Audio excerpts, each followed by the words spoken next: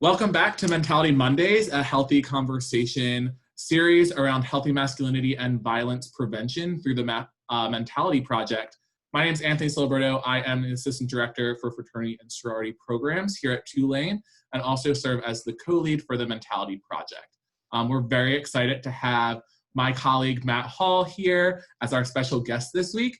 And I also have Magnus, who is our co-host for today. And I will let Magnus introduce himself and then start us off with some questions. Hey everybody, welcome back to the Mentality Project Healthy Masculinity Conversation Series. I'm Magnus Dahlia, like Anthony said. I'm the Mentality Project Coordinator. I'm a senior psychology major, and we're very excited to have Matt Hall as our guest here today. So Matt, would you tell us a little bit about yourself and where you work and sort of what kinds of work you do? Yeah, absolutely. Well, thank you both so much for having me. I really appreciate the opportunity to chat with y'all. So currently I work at SUNY Brockport, which is in upstate New York near Rochester. I am the Assistant Director of Prevention and Outreach Services, as well as the Center for Women and Gender. So within that scope, I oversee our prevention area. So this is our primary violence prevention work, our AOD prevention work, as well as the sort of the broad scope of public health programming, including peer health education. So I have two groups like the Tufts at Tulane that are doing programming on campus here, still in a virtual setting because of our continued response to COVID-19, but we're adapting and going on as we all must. And then additionally, on the other side, with the Center for Women and Gender, this is our space to look at programming, particularly for supporting our LGBTQI students as well. Awesome. Thank you. Can you talk a little bit about what drove you to do the work that you're currently doing today? Yeah, absolutely. I think this is probably a fairly common answer for people who work in higher ed, but my sort of original life plan was to become a high school social studies teacher. And then I got to college and I sort of had this like existential crisis about what that would mean for me, particularly at the time in the state of Ohio. It was legal to terminate somebody's employment for being a member of the LGBT community. And that was actually, point in fact, still true until July of 2020, when the Supreme Court decided a case that overturned that. But during the meantime, I was exploring what sort of an alternate career path would be for myself. And I was getting involved on campus, both in terms of student employment, but also in terms of co-curricular or extracurricular engagement as well. So I was working in the Women's Center on campus, and I was also the president of our LGBT student organization on campus as well. And within the scope of the Women's Center, I was doing a lot of work around primary prevention in a programmatic sense. So overseeing things like Walk a Mile in Her Shoes at the time, the Clothesline Project, and a variety of other sort of large public prevention events that happen on a lot of college campuses, overseeing our student feminist newspaper and that sort of thing. On the co-curricular side, I was doing a lot of sexual health work within the LGBT student organization with a sort of a queer and trans focus, since we know that is so lacking in a lot of public education, sex ed, even when it's good, which is not often, it is not often inclusive of queer and trans identities as well. So all of that allowed me to begin to think more critically about sort of gender scripts and how gender manifests in our everyday lives and how I was socialized to think about my gender. And it wasn't until grad school that I began to think specifically about the idea of masculinity. I was in a position as a graduate assistant where we were beginning to think about how we engage men in the conversation, particularly men affiliated with social Greek fraternities. And so began to dig through things like the Men Can Stop Rape curriculum and built a program basically like a conversation series similar to this, essentially, that dug into various themes of masculinity, and how men were socialized and how masculinity was manifesting in the Greek community. And that just sort of got the ball rolling. And so I was, passionate about the topic of masculinity from there on. And when I came back to Ohio as a professional staff member at Ohio University, we had gotten involved with and began to sit on a planning committee of a state coalition of schools that were engaging in masculinity work. And that sort of re-energized my passion because it can feel isolating, because oftentimes we don't know how to engage men, and it's overwhelming, and then we sort of feel like we're not doing things right. But to have sort of a common experience with other schools was really sort of re-energizing for me. And this continues to be an important topic for me in my current role, because we know here at Brockport, but also nationally, men are overrepresented in things like the conduct process and the sanctioning process. And that their sanctioning outcomes are often harsher because of the types of things that they're involved with in terms of the conduct process. We also know that in the counseling center that men are less likely to seek out help. And so that, of course, translates to things like suicidality, and men being more likely to complete suicide and that sort of thing. And so, that's sort of the progression of my interest in work. That's fascinating. Thank you for sharing that, and for giving us such a well-painted history of your experience. Just for the audience listening and for our understanding, could you define what masculinity or what healthy masculinity means to you in the work that you're doing?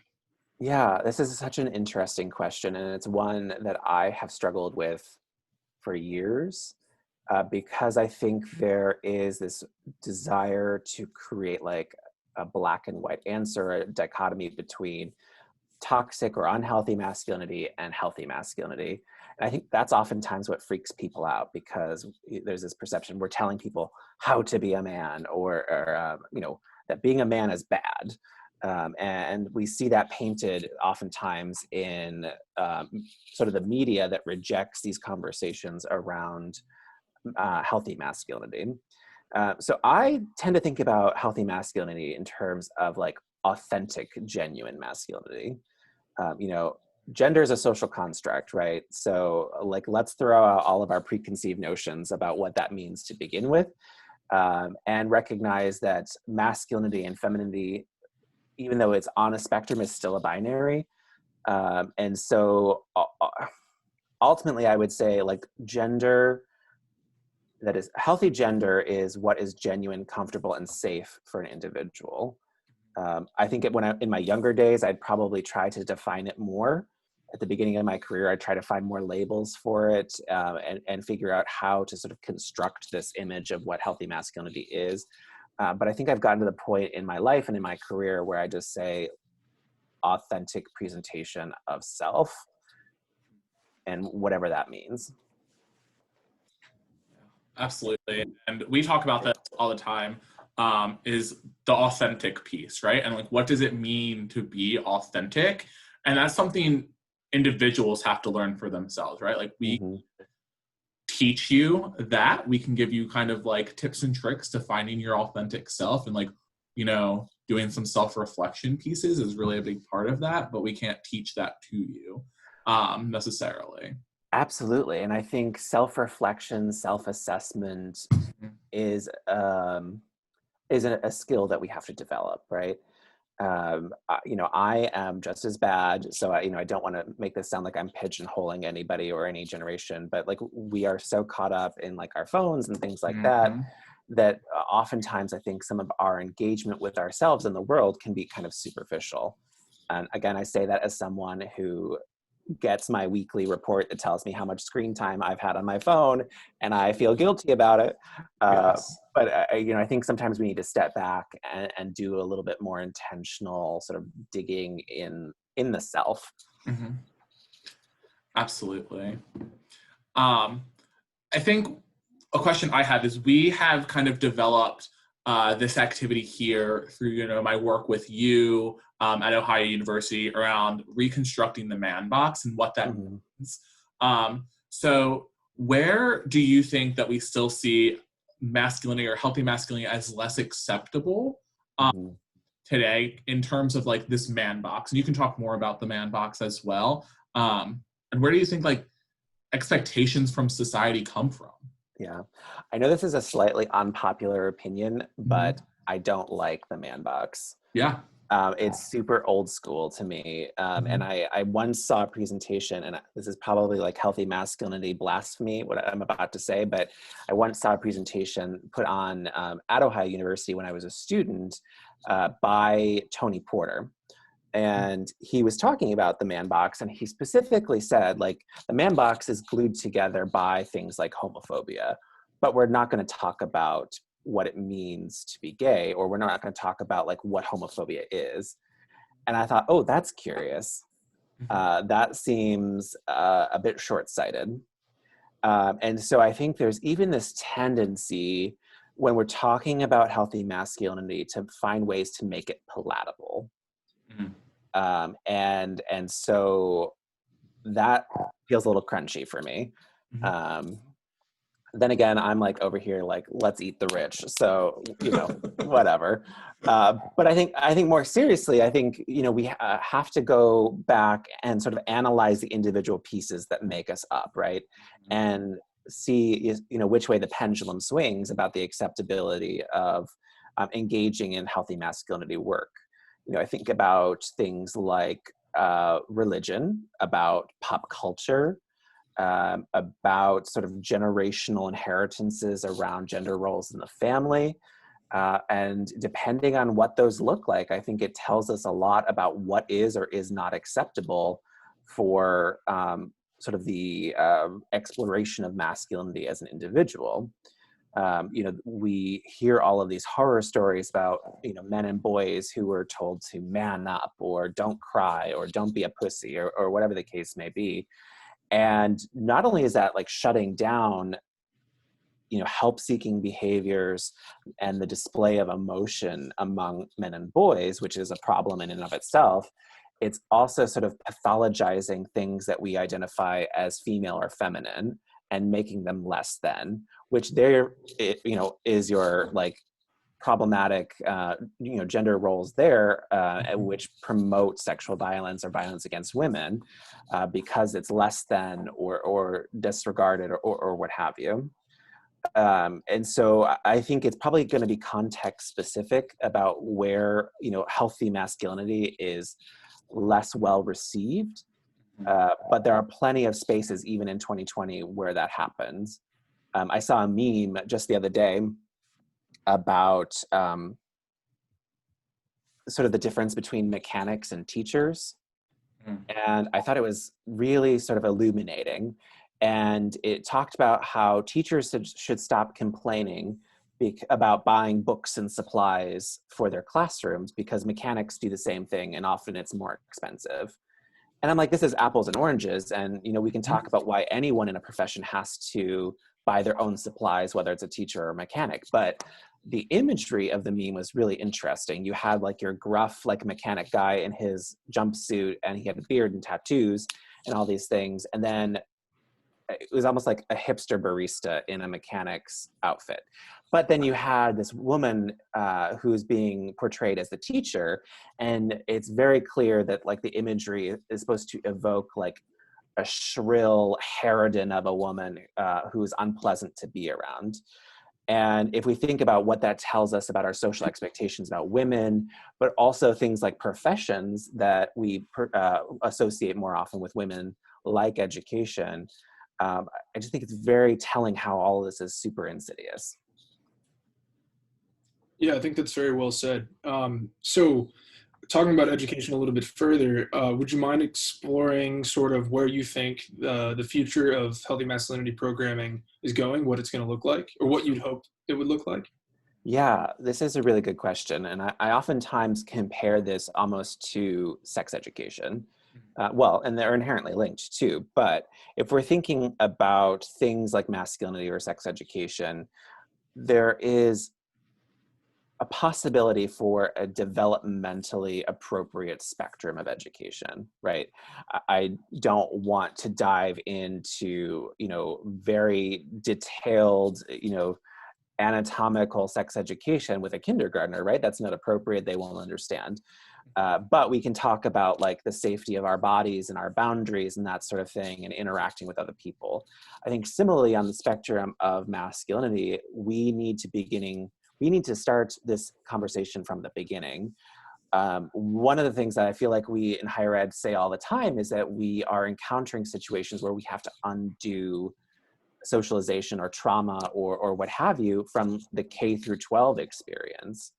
And so we need to start with the K through 12 experience. We can't think we're going to fix the problem if we wait until somebody is 20 years old. So, this comes down to how we're working in K through 12 schools, but also like how we're working with parents. Because we can do all we want in a school setting, but if we have parents who are undoing that behind the scenes, we're still going to have that tension. Absolutely. And with that, what would you suggest people do with regards to educating parents about how they might consider educating their kids and raising them to be a little bit more open-minded? Yeah, absolutely. I mean, I think it's pretty simple in some ways. Like, we can foster parents who are allowing their children to express themselves. We can foster parents who allow their children to seek out help without fear of reprisal. We can foster parents who allow their children to portray gender in the way that makes sense for them. And I think we see this more and more, but we still have a ways to go. So I don't think we need to lead a revolution. It's not like we're gonna, roll the guillotine into town square here. I think we just need to do some gentle nudging, perhaps in a bit more comprehensive of a fashion. Yeah, and I think it also goes into like avoiding certain like phrases, like boys will be boys. Yeah. To make excuses and boys will be held accountable. Yes, right? Like yeah. Right. I think it all goes back to like learned behavior. And all of those pieces are like the environment that you're growing up in, and that's translating as you go from childhood to adolescence into adulthood. And that's where I think the self-reflection pieces are good at each sector of those points.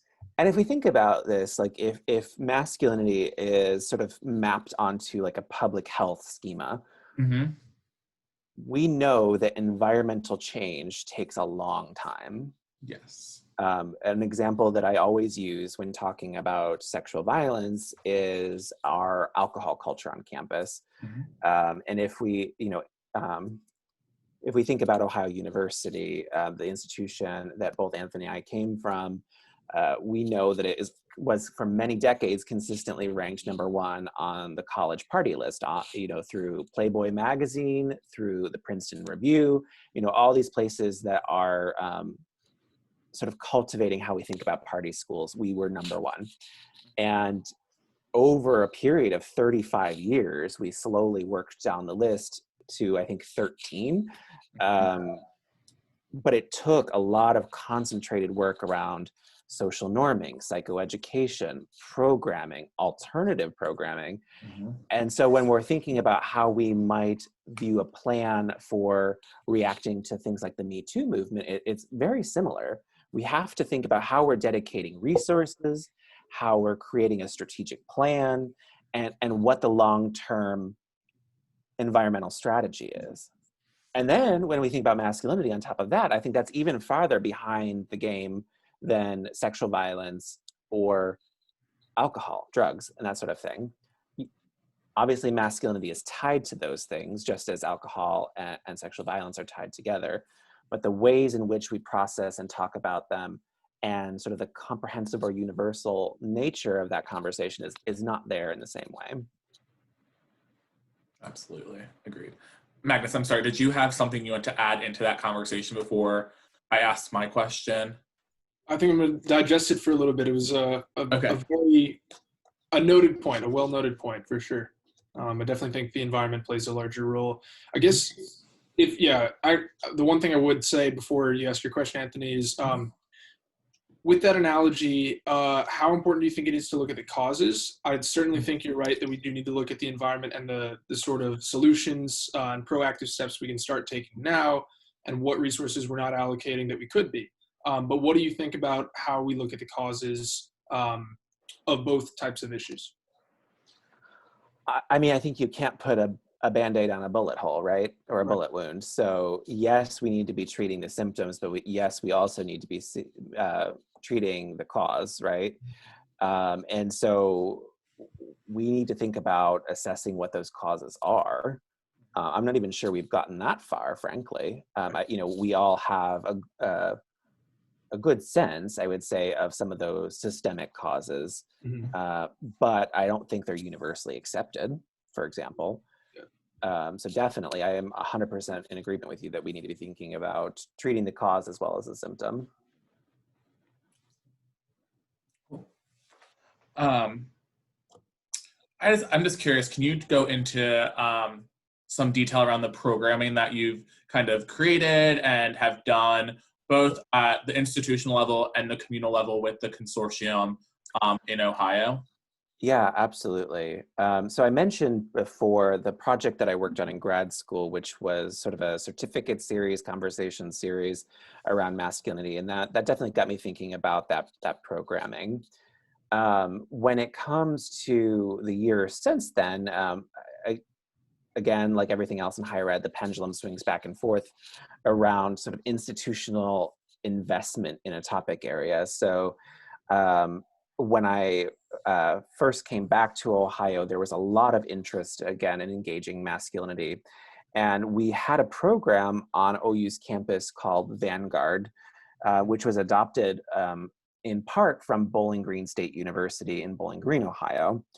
And what it was essentially was a healthy masculinity mentoring group. And so we would work with campus partners, academic advisors, and that sort of thing, seeking out male-identified students who perhaps needed to find their niche, find a little bit of mentoring, but also students who, you might categorize as the converted or the choir, right? Who could serve as sort of good peer examples as well. And each month we would get together for what we called a gathering, and we would have a theme each month, and we would dig into that and talk about the ways in which masculinity played into the theme. So for example, one of our themes was all about how Lord of the Rings could be used as a metaphor for patriarchy. And so it was sort of seeking to bridge the gap between like pop culture and feminist theory, essentially, in a way that would help bring in people and not alienate them. Oftentimes I think when we talk about healthy versus toxic masculinity, it can feel like we're attacking people. And the goal was to avoid that. And so all of this was conversation based. There was a presentation that led us through this theme, but people were grouped into small clusters, and they would dig into these moments that were often very authentic and genuine and vulnerable. And it was interesting to see, because I think these were conversations that these men would not be willing to have in most spaces. And then adding into that, we had this sort of mentoring element as well. So we had a group about 10 to 15 professional staff mentors and graduate student mentors who were meeting with the undergraduate students to talk a bit more about their experiences and where they wanted to go in terms of exploring their masculinity. It worked really well for a couple of years, but as sort of cultural shifts happened on campus, unfortunately, the program began to ebb away, and we did finally conclude the program after a period of time. But that said, at the same time, we were running a concurrent state consortium that started with sort of a one-off day-long drive-in conference at Miami University near Cincinnati, Ohio, which is actually my undergraduate institution. And one of their PhD students was very much interested in the topic of masculinity and organized this event. And it was sort of modeled essentially on the consortium of women's centers in the state of Ohio as well. And we sort of borrowed that model and created an ongoing consortium. So we would meet every semester at a different campus, trying to bop around the state to ensure that folks would be able to participate based on geography. And we tried really hard to have a sort of a collected library of resources for people who were presenting at the conferences, for example, so that they could be borrowed and replicated. And so we talked about other institutions' mentoring programs, queering masculinity, connecting masculinity to social norming campaigns around things like sexual violence, and a whole number of things. And at the same time, we had also received a grant from the Ohio Department of Higher Education to do some more intensive social norming campaigns at athletic events and through the use of swag and that sort of thing, trying to sort of align these messages as much as possible within the institution, but also across the state.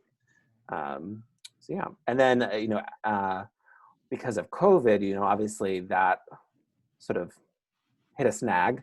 And so the coalition in Ohio is on hold a little bit at the moment, but the work is definitely still happening in remote spaces.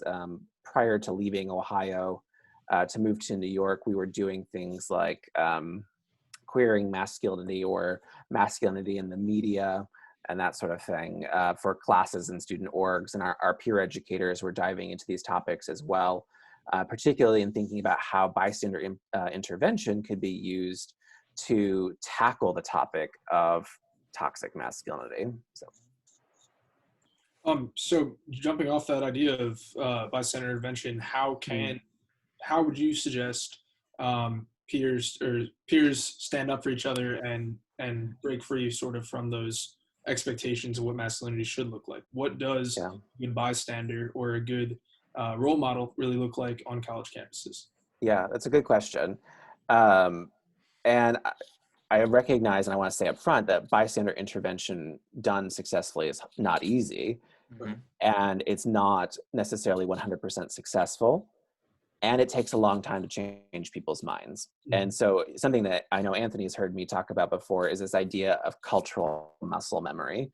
When we're going to the gym, it takes us a long time for our body to, create muscle memory around physical activity, a lot of repetition. Same thing when we're confronting sort of uncomfortable social truths as well, and then, moving towards change. Again, environmental strategies, right? So thinking about bystander intervention, we come up by institution with our frameworks, right?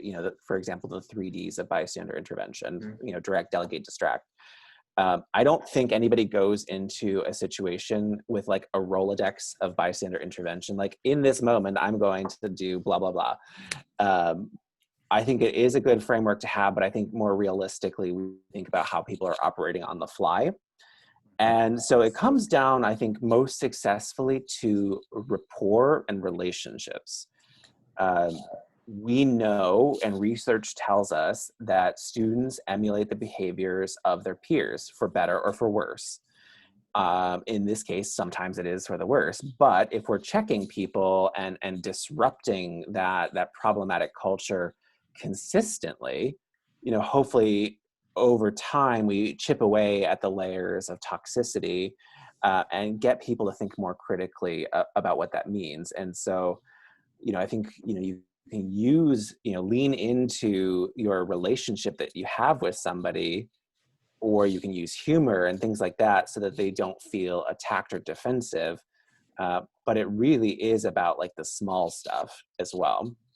Like, absolutely, we all know that we should be intervening when there's like a critical moment or a moment of harm. But we know from our data collection at Ohio University that students were not engaging in bystander intervention in sort of the nonviolent, smaller instances when we're thinking about sexual violence or alcohol even. If they had been, it might have avoided the crisis point altogether. So I definitely think if we want to focus on bystander intervention and masculinity, we need to be having our students think about how they can intervene with the small stuff. And we need to be thinking about proactive bystander intervention as well, right? We can't wait for something to happen. You know, if we're thinking about this proactively, we can think about the spaces that we're cultivating, both physically and metaphorically. Like, what's acceptable? What are we putting on the walls? You know, what messages are we giving? And slowly shift the needle a little bit. Yeah, absolutely. One of the things you mentioned actually sparked another question for me, which is, you said that, you know, we can't change people. It takes a long time to change people's minds. So it's a lot of small steps, a lot of small interventions, and creating a better environment, a better culture. So how can someone whose mind might not be fully convinced in some sense be a good bystander themselves? Ooh, that's a good question. I think we can agree on some things universally, right? We don't want people to get hurt. We want people to be well.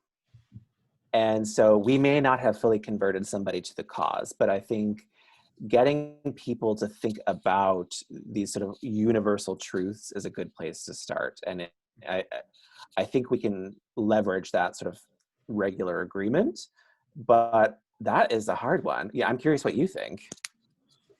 Yeah, I mean, I think that's a great starting point to get everyone to kind of recognize sort of the empathetic connection there. Yeah. It's tricky though, because I guess you have to assess individually how much you need to learn and what some of your blind spots might be yourself.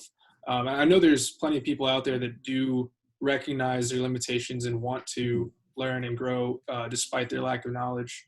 But yeah, it's just tricky for, I think, even as a peer educator myself, to figure out where are those gaps not being met yet, and how do we get people to still intervene despite those gaps, because it, like you said, it takes a while to get them there. Yeah, and it's also a question of what works for people, right? Like you mentioned empathy, and I think empathy is such a powerful tool. And when I do bystander intervention training, I oftentimes not only talk about empathy, but I do exercises to get people to actually sort of experience empathy. There's a really good visualization that was created by Jackson Katz that appears, I think it probably still appears in OneWave on campus, and I borrowed it for my programming as well. Like getting people to think about a loved one being harmed to generate that sort of boost of empathy. All that said, we know that empathy doesn't do it for everybody. And there's research that says, like, particularly among men, like empathy is not the thing.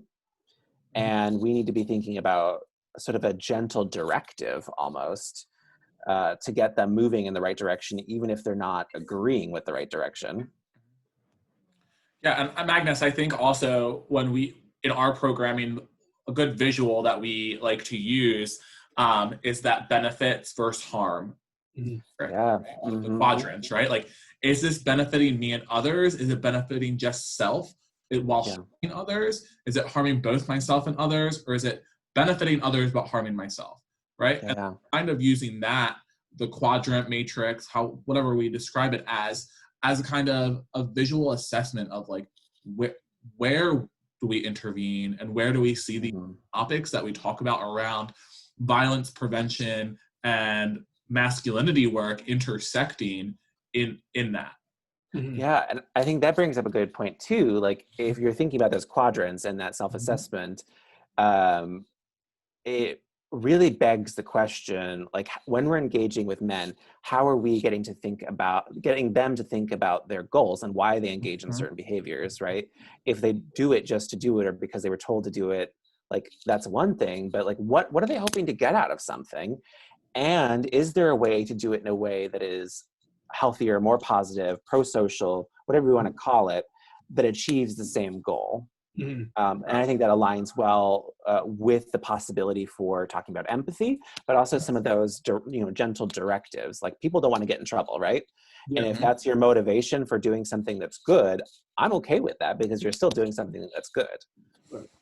Right. Yeah. No, that's well said, because like you mentioned as well, some people don't respond as well to empathy. Men might not respond to empathy on average as much as those who identify otherwise. But I think it's critical that we look at those incentives sort of for our own behaviors and also how we incentivize people to sort of bridge those gaps that we were talking about. How do we kind of get them to realize, okay, this might be a good way to behave and this might be a better way to start thinking about this stuff. so that I can make more of a positive impact on myself or on others, or even, like you said, just avoiding some sort of punishment, or avoiding doing wrong if that's their sole goal as well. So then I guess one other question that sparked for me was, dang, now I'm forgetting what it was. Yeah, so if we know that a lot of men have difficulty sort of engaging with these sorts of ideas and this work because for whatever reason it might feel emasculating or be perceived that way to be engaging with these ideas that seem to challenge what we uphold. So how can we incentivize someone to realize that this is for benefits everybody if they start engaging with it? It wasn't well worded at all, my apologies, but. No, it's a really important question though. So I don't know that I have a direct answer to that, but I want to share an example that has always really impressed me. At Ohio State University in Columbus, Ohio, their counseling center has a variety of group counseling sessions, you know, for all of your typical sort of college-based group counseling needs. And the most successful one of which there's usually a waiting list for, and that they are running two concurrently just to fit people in, is a men's group counseling session.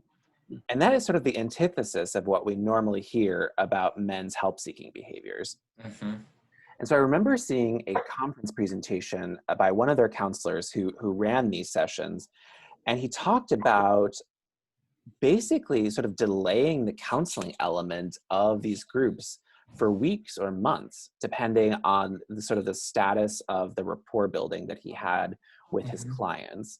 And so he was playing video games with them, or talking about sports, or like the date they went on, you know, last Friday or whatever.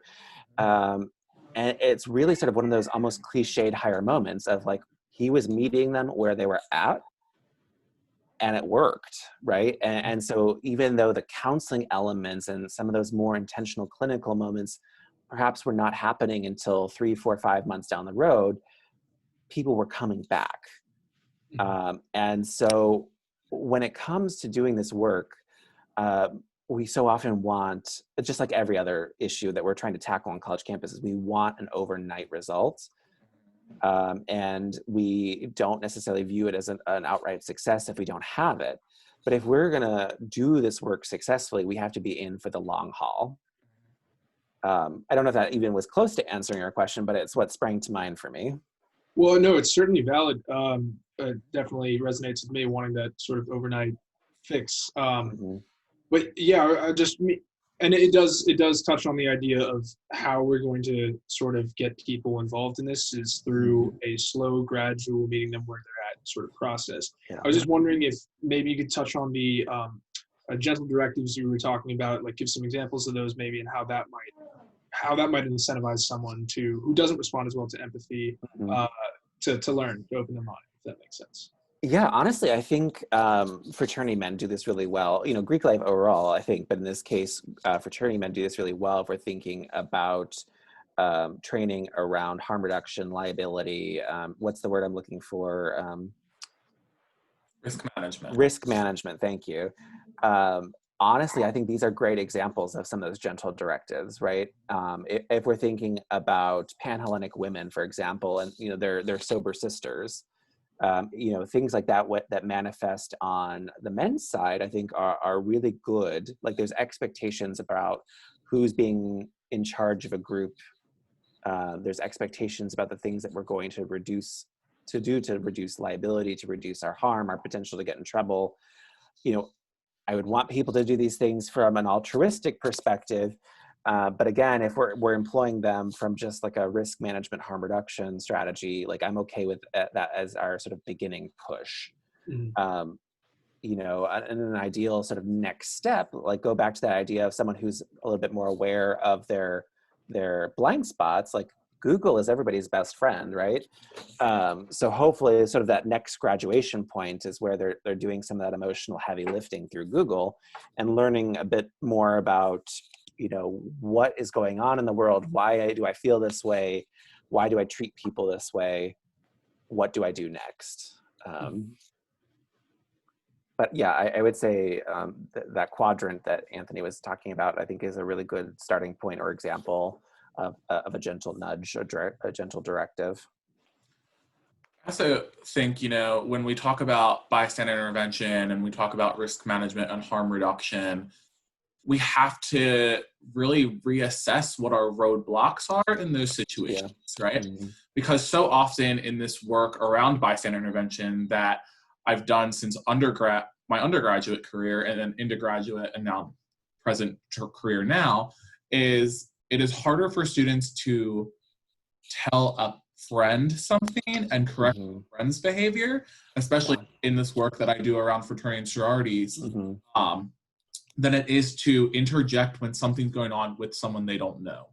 Absolutely. And I think we have to, as individuals, assess like why that is and why is it harder to have these real, raw, and honest conversations with our friends to, and I like the phrase like call in, not call out in those situations, because if that's your friend and that's like, I'll say like your fraternity brother, for instance, you should be able to have that hard conversation easier than it is with someone you don't know, because of the relationship that you have, on an organizational level. Like you share common values, you share a common bond within your just interests, and you should be able to have those conversations. But I think the root is like, why can't we? And what's stopping us from doing that? Because like Matt said, like the bystander intervention does take a while, but it's because of those internalized roadblocks that we don't allow ourselves to get to that point.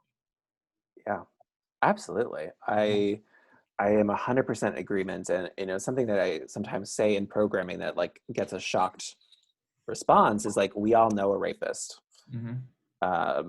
And I think that sort of idea can be sort of shifted into this conversation around masculinity, right? We all know somebody who is engaged in some sort of like problematic behavior rooted in toxic masculinity, right? And again, I would echo, Anthony's point about like, it's hard for us to like talk to that person that we know who's committed sexual misconduct. It's hard to talk to that person that we know who's done something, rooted in toxic masculinity.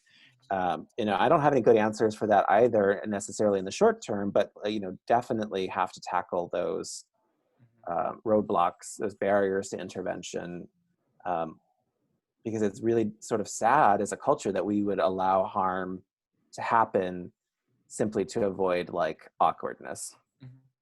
Or make excuses for behavior. Because of it. I also see that a lot. Like, I see excuses or, that's confusion around the situation, and not understanding things. And I think that's where the educational pieces come from. And we talked about this earlier with like the lack of relationships around healthy relationships, around sexual health. All of these pieces, play into this idea of unhealthy and toxic masculinity that are now becoming super big buzzwords on campuses that people want to avoid talking about because they, it sounds bad, like let's avoid it. And that goes into like avoidance tendencies a lot. And it's so strange, like how that like pops up. Like I remember doing a program, it was just a men's health program, and we were talking about testicular cancer and doing testicle exams, and like the level of like discomfort and like rampant homophobia just talking about like men's sexual health was like profoundly shocking, but also illuminating to me as a grad student who was doing that work. I'm like, this tells me so much about like the kind of things that we have to tackle. Yeah, and I also think that like, I'm getting on like a tangent now, which you both know from working with me, I sometimes do. But it also goes back to like, what do we need to put value on for education and how are we approaching that? Like, can we do things like on a smaller scale that reaches students, where they're at in that moment, and then get to that place where we're doing, 1, 2, 3 hours or longer programming with them, or, creating some plans around how do we do this power-based personal violence harm reduction education within our own group, to combat some of these things. And a lot of times, like I've had this conversation over and over with you, Matt, like is around the consent piece. And understanding what consent means as a generalized term, but then also what it means within a relationship setting. And a relationship doesn't have to be monogamous. It doesn't have to be just two people. Like it's a very loose term on what relationship means. Like for me, I interpret that as like an interaction with someone that you're having, whether it be intimate or not. That's a form of a relationship. Yeah. And what that means in that context. Yeah, I mean, and this brings up a good point. And now I'm going to get on a soapbox because, like, we think about consent and the way we socialize children about consent. Like, we like tickle children and like continue even after they say stop. Right? We let older relatives and strangers say, like, let me like touch your pregnant belly or like kiss your child or whatever. Oftentimes, like these are happening like before someone says, yes, please touch my pregnant belly, or like, no, don't touch my child, right? And so what does that tell our young girls and boys about consent as they become women and men, and around the value of consent? Okay, going even further into this, like we tell like people like this Disney-fied version of what it means to be in like domestic violence situations, right? Like I will change the beast into the prince, right?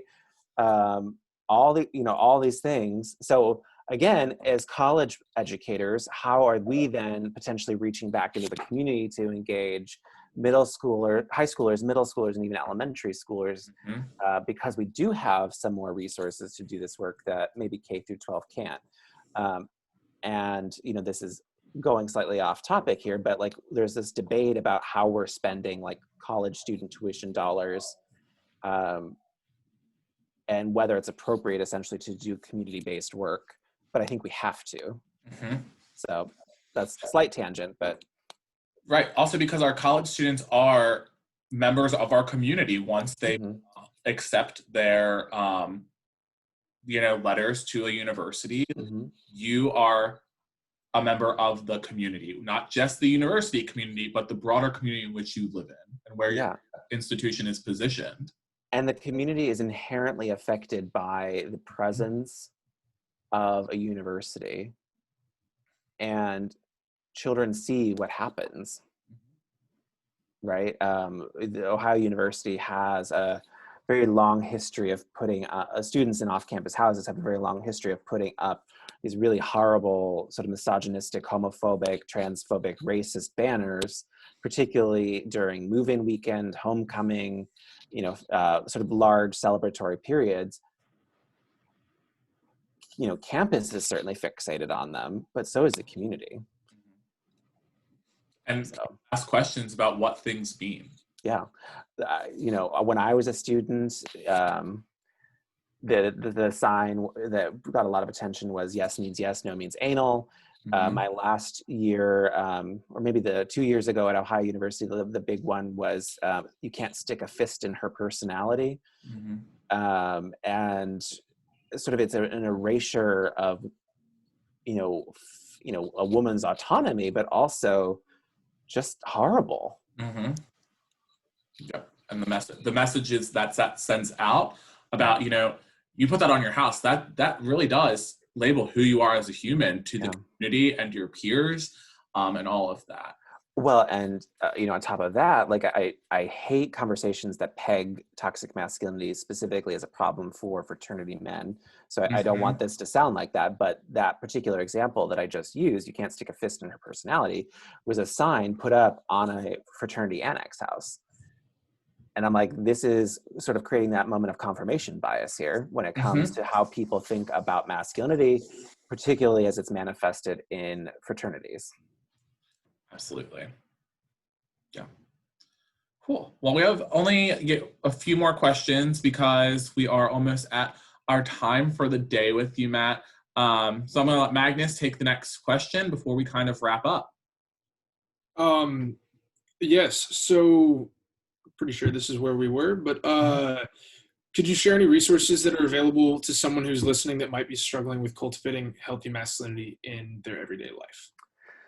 Yeah, absolutely. I think a good place to start is with your campus counseling center. Um, I believe that counseling therapy needs to be normalized for every person of all genders across the lifespan. And if nothing else, like I always sort of refer to it as like a little bit of a tune-up, right? It's good just to have a check-in. It's good to bounce things off of a neutral party. And because you're on campus, you can get free access to it.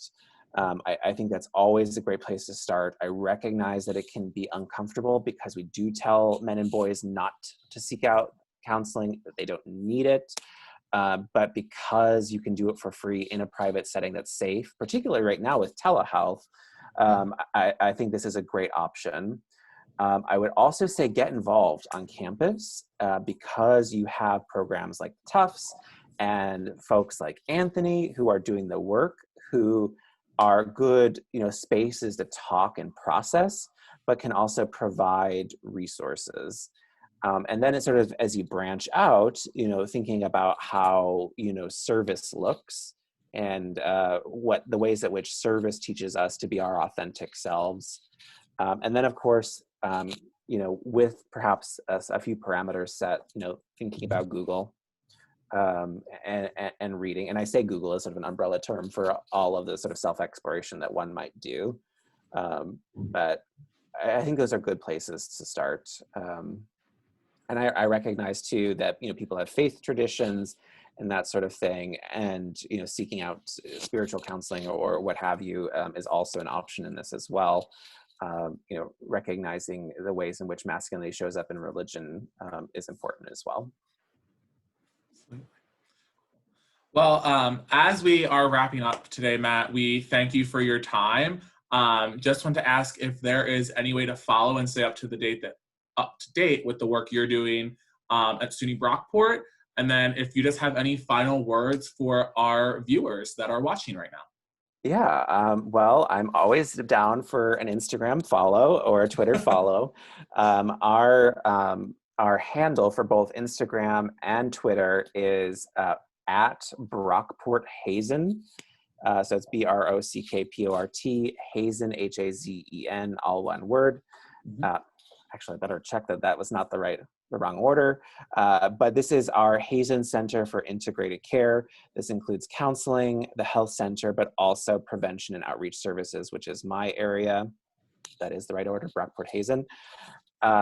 And we are posting all of the programming that we're doing across the centers and the way that we're infusing these concepts into physical and mental health as well as prevention. And then for tips and tricks or advice,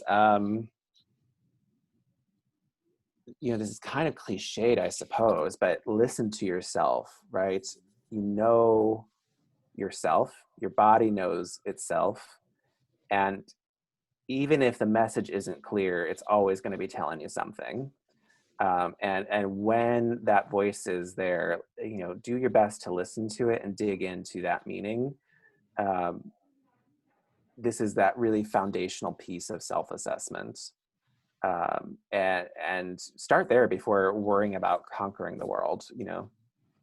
Find you first. Absolutely. Well, thank you.